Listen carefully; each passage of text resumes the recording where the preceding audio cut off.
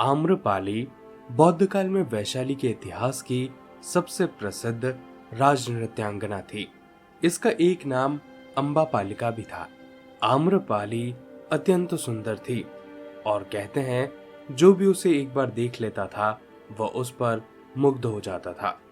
अजातशत्रु उसके प्रेमियों में था और उस समय के उपलब्ध इतिहास में अजातशत्रु के पिता बिंबिसार को भी गुप्त रूप से उसका प्रणयार्थी बताया गया है।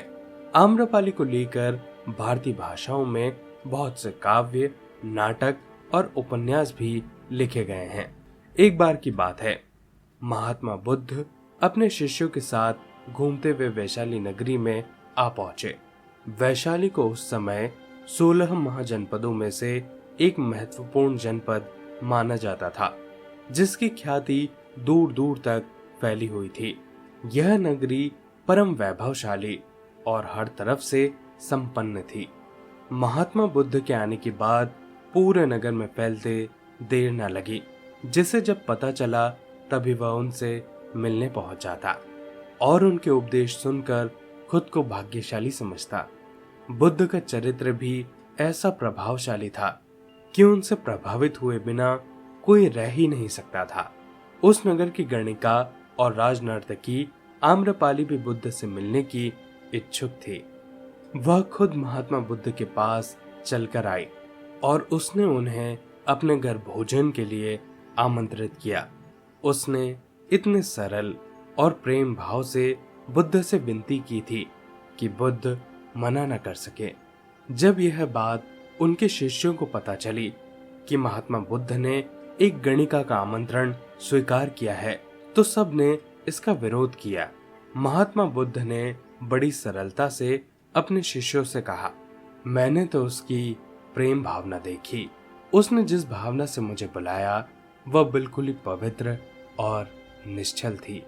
वह आज मुझसे मिलने एक गणिका बनकर नहीं बल्कि भक्ति भाव से आई थी। फिर भला कैसे मैं उसका आमंत्रण स्वीकार न करता, वह चाहे एक वैश्या हो या फिर एक सन्यासिनी। यथा समय बुद्ध आम्रपाली के घर भोजन के लिए गए। वह पहले से ही भोजन की सारी व्यवस्था करके भगवान बुद्ध के आने की राह देख रही थी। मन में यह विचार भी आ रहा था कि कहीं बुद्ध अपनी बात से मुकर न जाए।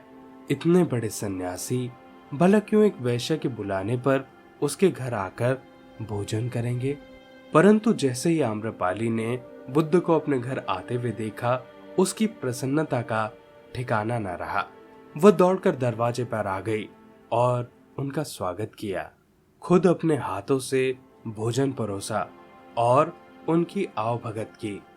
महात्मा बुद्ध के शिष्यों ने, जो कि उनके साथ आए थे, जब यह देखा कि एक वैश्या जिसके कदमों में खुद सम्राट बिंबिसार से लेकर अजातशत्रु थे, पूरी वैशाली जिसकी एक झलक पाने के लिए तरसती थी, उसे एक सन्यासी के लिए ऐसा व्यवहार करते देख बुद्ध के शिष्यों के मन में अपने गुरु के लिए सम्मान और भी ज्यादा बढ़ गया।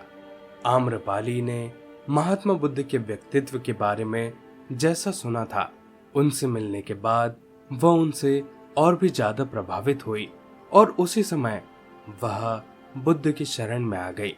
अपनी सारी संपत्ति वह बौद्ध मठ के नाम करके आजीवन भिक्षुणी बन गई।